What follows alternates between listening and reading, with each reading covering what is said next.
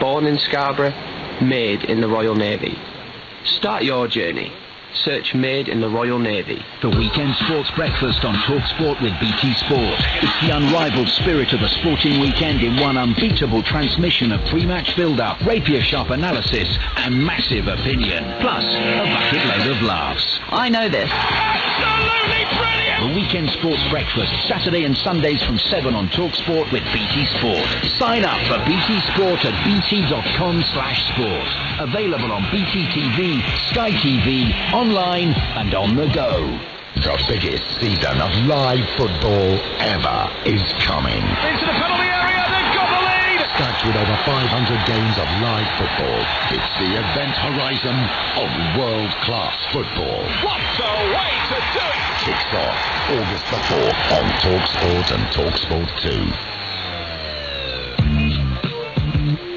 I've got a problem with fancy dress at sport, mainly because Palace played Birmingham. The Birmingham fans were upset anyway because the coaches had taken them to the Crystal Palace rather than the game, so they were late. But then they started fighting amongst themselves. So at the end of the game, we had this bizarre... I remember Oliver Hardy throwing a punch at Pat Flintstone. Yeah, it was like a parallel unit, and then we couldn't work out whether the policeman was trying to stop it was a policeman or a Keystone Cop. But then even worse than that, I was at an England game a couple of years ago, one day game at the Oval, and the guy dressed as the Pink Panther gets a lot of attention. He was there with his mates.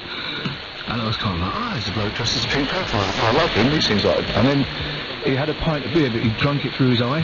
That's going to frighten the kids. And it was the most disturbing thing I've ever seen. It was genuinely stomach-churning. Kind of oppressed. Yeah. Obviously that's where his mouth is in relation to the costume. His legs didn't turn a hair. Comedian and Palace fan Kevin Day talking to H&J about fancy dress earlier on today. H&J are back tomorrow from 1 p.m. And every 1 p.m. weekdays on TalkSport in the afternoon. Mark Noble.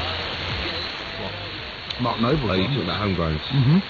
What's that homegrown? These players have got to come through. Pogba. That academy.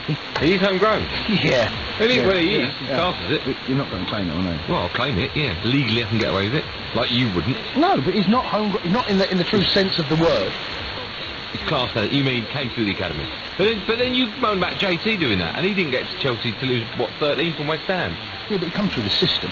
Yeah, but he still wasn't homegrown. He was grown at West Ham. Homegrown, mate. Mate, he played for West Ham before he played for Chelsea. Yeah, but I've played for a lot of other teams. If you don't take Pogba, I don't take Terry.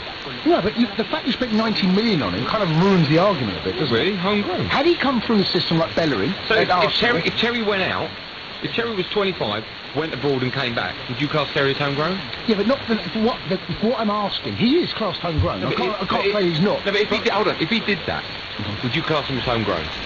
No, for the sake of this conversation, no. Well, what I'm asking is a player that has come through that academy system and has gone into that first team, he stayed there. Okay. That's... Yes, I mean, Fabregas is classed as homegrown. That is not what I'm after. I'm after a player that has come through, like a Noble, had Pogba stayed through and gone into the first team, and then Bellerin at Arsenal. There's another one. Okay. All right. Let's talk to Reece as a Stoke fan. We're talking about can you buy the title and does it matter? Reece, good evening. How are we doing, gents? Are you right? Yeah, good. How are you? Yeah, not too bad, mate. Just ringing about, in respect to that Spurs fan earlier, it's a deluded comment because at the end of the day, Man City, Chelsea, they've got an absolute war chest to spend on the title. I mean, if Spurs had that sort of money, would they go out and spend all that money on players, world-class players to win the title? I think they would. You know, if they were in that predicament.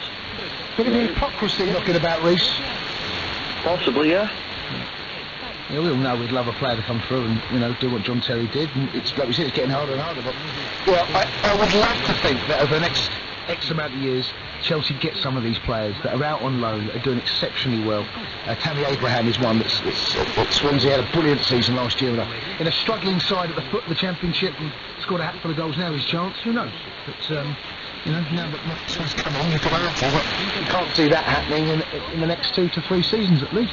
How do you feel at the moment, Reece, bearing in mind what money's being spent from the top Premier League clubs, and even clubs like West Ham now are dipping their toe in? How do you feel as a Stoke fan with regards to what's happening at your club at the moment? Well, the teams are even coming up from the Championship. They're spending X amount of money on players just to reach their objectives of staying in the Premier League. I think as a club, Stoke will struggle next season. I mean, West Ham are both our best player, and now switch fit.